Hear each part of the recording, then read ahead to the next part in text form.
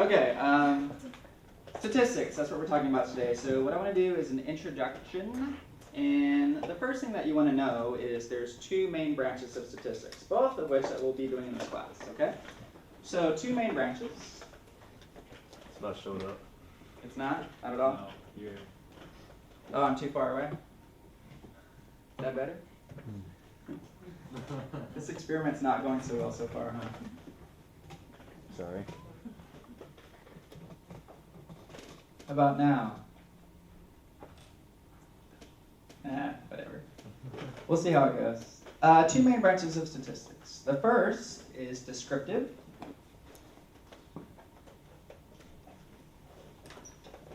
And the second is what we call inferential. Okay? Now, with descriptive, what is kind of the base word of that? Describing, right? Description. Okay. So with descriptive, what your job is, basically, is you're going to take numbers, or whatever statistics that you're given. Sometimes it's not always numbers. And your job is to make it look pretty. Okay? So you take something, you have a bunch of raw data, and you're like, ooh, here's a chart, or ooh, here's a table. Okay?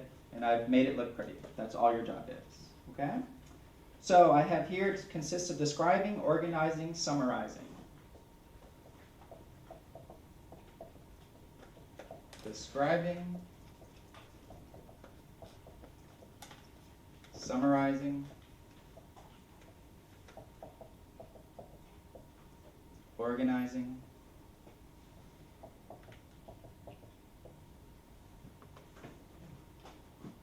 and last but certainly not least, presenting.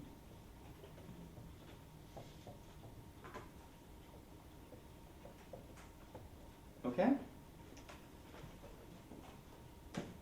So what happens? You get a bunch of raw data, and you take the data, you organize it, you summarize it, you describe it, and you present it.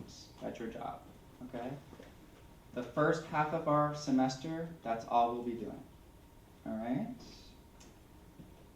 Then you get into the more difficult portion, and that's called inferential statistics. All right? Let me write down the definition, and then we can talk about it a little bit. Consists of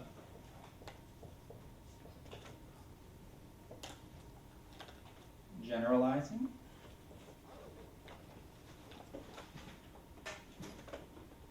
from samples to populations,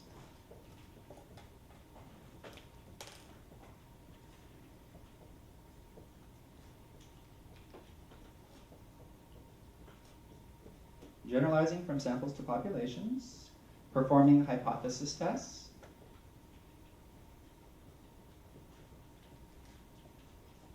I shouldn't be hearing any keyboards going, by the way. So if you're on your computer, please get off of it. Typing into Microsoft Word, and I was going to email the notes to myself. Is that all right?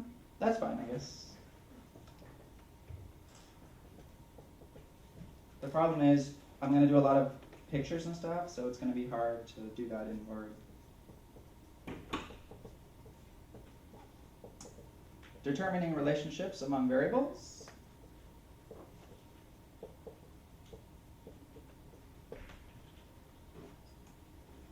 And making predictions.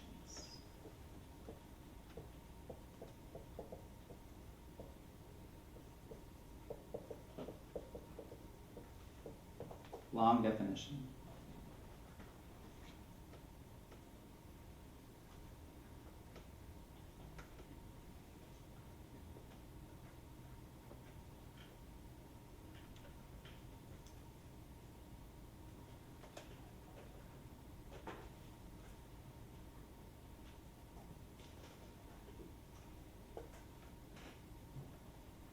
Okay, let's break down each of these. So, generalizing from samples to populations. What does that mean? Is it possible for me to tell you the average age of a college student? Can I do that? What would that require? Take pool. If I wanted to know the exact average age of a college student, I'd have to go get every college student, write down their age, and then average it, okay? What's going to be hard about doing that? Did every college student? Yeah, getting every college student. Yeah, getting every college student, right? So it's probably impossible. I'm going to say it's impossible. Because as you're gathering every college student, some are dying, right? Some are going into college from high school. By the time you get to everyone in the whole world, you're not going to be able to do that, okay? So what do? We take a sample, right? I take this class, I take the average of this class, and I say, hey, based on that, maybe we can say something about a different population, okay? So that's going from samples to populations. Performing hypothesis test. We're going to be doing that the last part of the class. And it's basically somebody has an assumption or a hypothesis, and then they use a sample to see if it could be true for a generalized population. All right, and we'll spend so much time on that, you're going to hate that. Determining relationships among variables. Are two variables related? Can we say that gender and IQ are related? Okay. Can't, which would piss a lot of people off. It's probably something that you could study and then see if your study proved or said anything about that. Okay, it's probably doubtful. Is there a relationship between your eye color and the type of movies you like, right? So I don't know. Let's study and see. Okay. So determining relationships among variables. Making predictions. You're in sales, right? Our company sold 10 million worth last year. We sold 15 million the year before. We sold 18 million the year before that. What is my prediction for what we're going to sell this year? Okay, so you use past evidence to hopefully support what your future thing is. Okay, we will do all of these, guys. The first half will be descriptive. The second half will be inferential, and we'll spend a ton of time doing hypothesis testing. Okay, any questions on that? All right. I put a lot of words on the board, so we need to start defining some of these, so we're all clear as to what these words represent. So let's start with the first one that I want to define, and that is population. Oh no.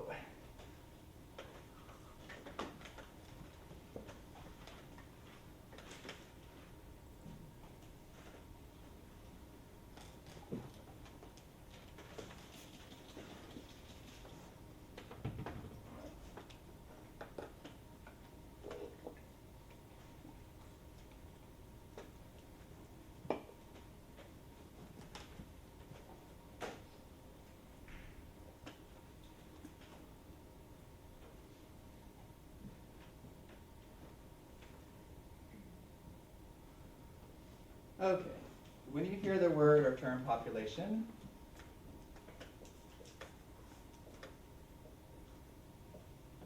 what do you think of? The amount of people. Yeah, generally, when we think of general population, we're talking about all these people, right? In statistics, population is a little bit more specific on all the things in what you're studying. Okay, so if we're studying all the people in the world, then your population is all the people in the world. But if we're studying students in statistics class at 1 o'clock at Las Positas, right? That small makes our population smaller, and that's very specific on who we're studying, okay? In our textbook, we define it as population. It consists of all subjects, human or otherwise, that are being studied.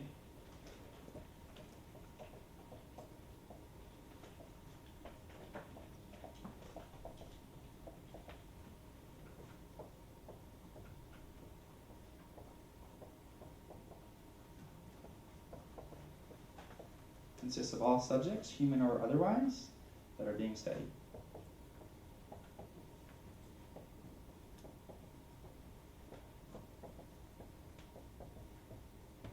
That's our definition for population. All right, then what's a sample? Portion of the population? Yeah, a portion or a subgroup, okay? So we have this population of all the things that we're trying to study, and then some subgroup of that group is a sample. So a subgroup of the population.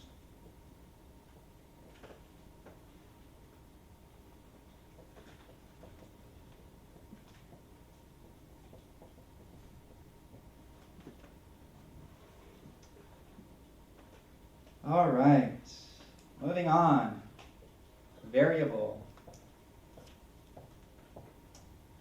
In your algebra days, you spent a lot of time finding a variable, right? It's usually x. What is x equal to? Find x. What is x?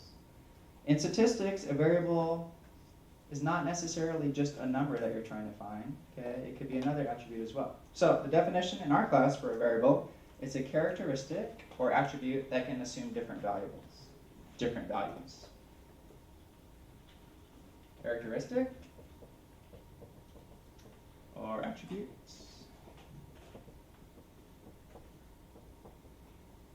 that can assume different values.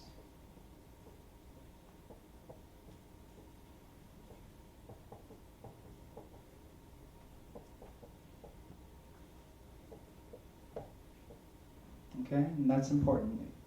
It can be different values. For example, my variable might be the outcome of rolling 2 dice, right? So what are the different outcomes possible? 2 to 12. Yeah, if you look at the sum, it could be 2 to 12, right? If you just look at the outcomes individually, it could be a 1 on one die and a 2 on the other, or a 2 on one and a 3 on the other, right? So all of these different values, okay? All right, let's split variable up into 2 things. We have quantitative variables, and we have qualitative. Quantitative variables and qualitative.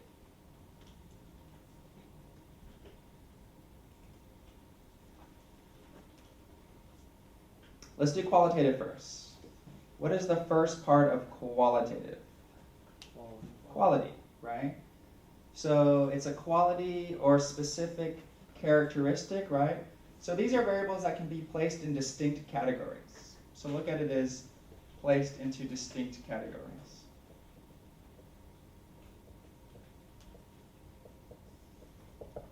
For example, ethnicity.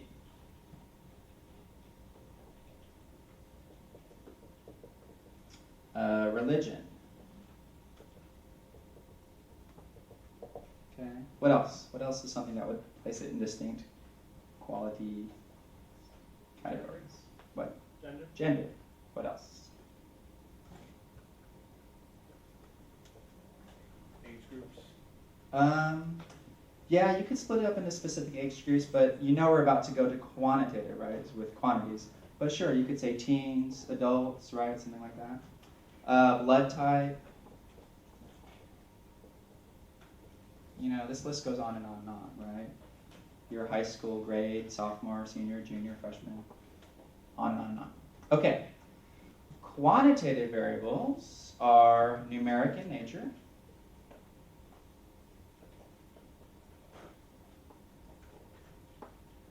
And what's cool about having quantitative variables is they can be sorted, put in some sort of order. The number means something, okay? So they can be ordered or ranked.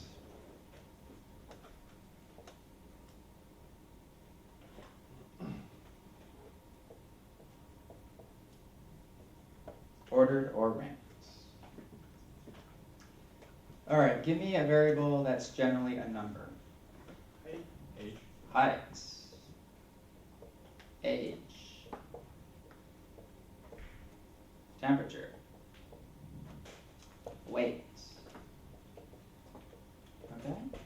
All of those are perfect examples.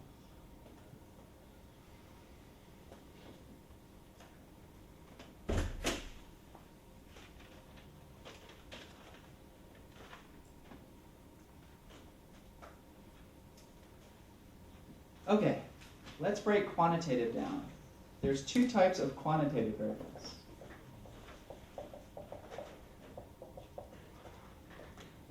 We have what's called discrete, D-I-S-C-R-E-T-E, and you have continuous. Discrete and continuous.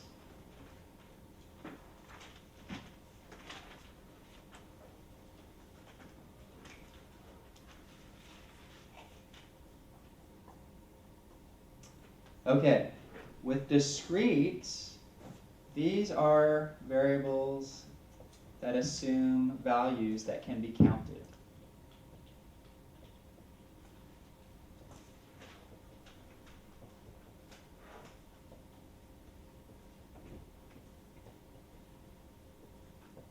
Variables that assume values that can be counted.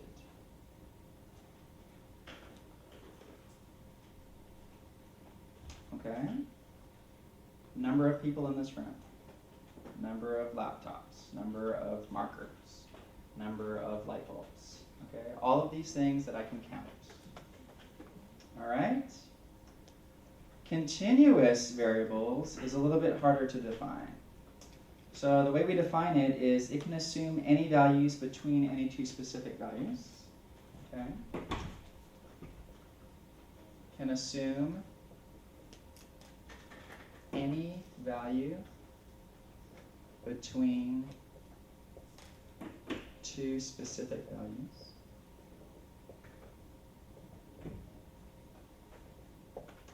Okay, and another way of looking at continuous variables,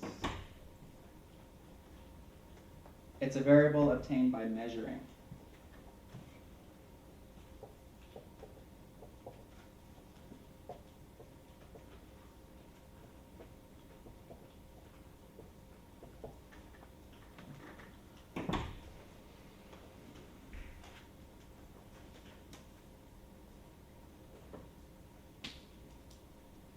A variable obtained by measuring. And it's only going to be as accurate as your measuring device is.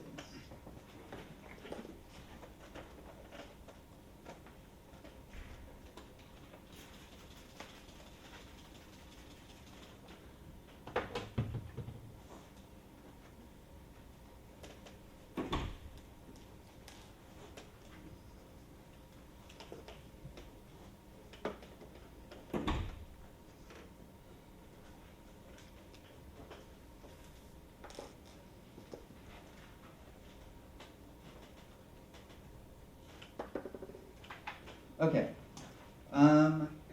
just to help you out, from your algebra days, when you guys were doing graphs, number line graphs, with discrete, you have discrete jumps, okay? So, oh, there's 1, or there's 2, or there's 3, or there's 4, on and on and on, okay? With discrete, nothing exists between. It doesn't make sense to have 1 2/3 people, okay? So it's either you have 1 person or you have 2. This is discrete. With continuous, this is where you have all the values in between too, okay? So, whereas here you just did points like this, with continuous you shaded everything between 2 points. So if this was 1 and this was 5, every single thing in there.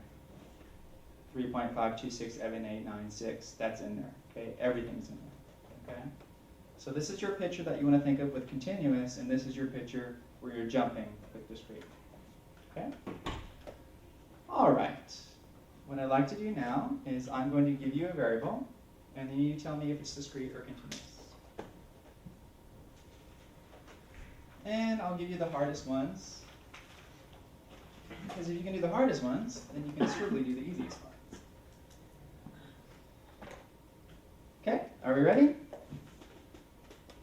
So let's start with age. Is age a discrete or continuous variable? So think about it for a second. Continuous. Maybe continuous. Please raise your hand if you believe age is a discrete variable. All right, raise your hand if you think it's continuous. Okay, so some of you didn't vote, obviously. People that think it's continuous, why do you think that? Because you could always be like 30 in 1 day, 30 in 2 days, 30 in 3 days. It's Okay. never- Yeah. You be 30 and a half. You can be 30 and a half. Because you have to measure it, and we can't measure age exactly. We can only come really close. Okay, so I totally agree with everything that you guys are saying. I think in the United States, and in most other countries as well, I don't know why I said the United States, we treat age as a discrete variable. So I would say most people treat age as discrete. Right? I'm 25. Next Monday, I turn 26. Okay? If somebody asked you what age you are, what do you say? Do you give them a number, or you're like, oh, I'm 24 in 6 months, in 3 weeks, in 15 minutes, in 5 seconds, oh, 6 seconds, 7 seconds, 8 seconds, right? That doesn't make sense, okay? So if you treat age as the time that you've been alive on Earth, down to the millisecond, then you're right, it'd be a continuous variable. But we don't treat age like that. We treat it as, I'm 32. Oh, cool, I'm 28, right? So again, I'm giving you the hardest ones, obviously, but we treat age as a discrete variable. Okay? All right, let's do income. Think about that one for a second. Income. Is that a discrete variable, or is that a continuous variable?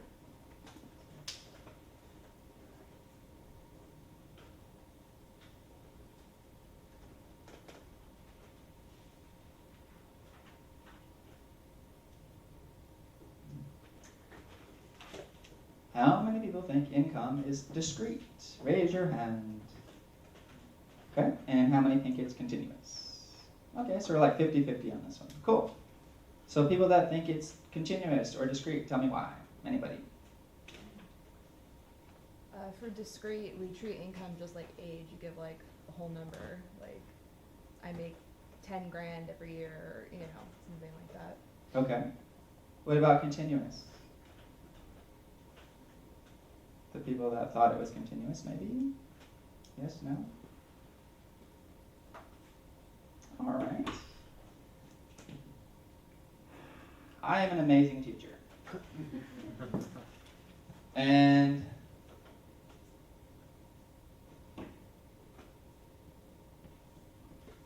that was my salary last year. Okay? But I did such an amazing job. All my students gave me rave reviews. My dean brought me into the office and said, I'm giving you a raise, Bobby. I was like, awesome. So this is what I'm making this year. Okay? Now, if this is a continuous variable, then there's millions and millions of salaries between those two salaries. Because if it's continuous, there's between any two values you give, there's millions and millions between. Okay? Are there any salaries between those two salaries? No. Why? Because in our currency, we only go down to the penny. Right? Does that make sense? So probably if you were using, you know, a calculator and you had some division, there might be numbers that go on and on and on. But for salary, we cut it off, right? This is how much you made. You did awesome. This is how much you're making. Okay? And that's it. So again, I understand what you guys are thinking, but we definitely treat income as a discrete variable. Okay? All right. How about your weight?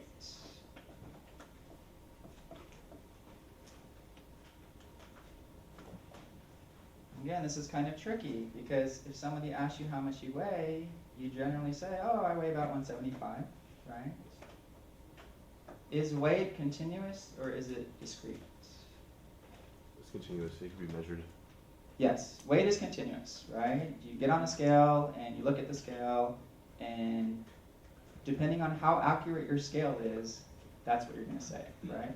Is it possible that there's a scale that goes out 500 decimal places? Yeah, okay. I haven't seen it, but it definitely exists, right? So anything that you obtain by measuring is going to be continuous. So this is continuous. Temperature. Continuous or discrete? Continuous. Continuous. What do I do to measure temperature? I look at my thermostat and however accurate it is, right? So this is continuous. Okay. Any questions on that? Okay, good. I'm pretty much done talking for today, so I'm going to turn the camera off. What we're going to do is I'm going to make up a little quiz for today, and that'll pretty much be it. Okay, are there any questions on anything while I turn this off?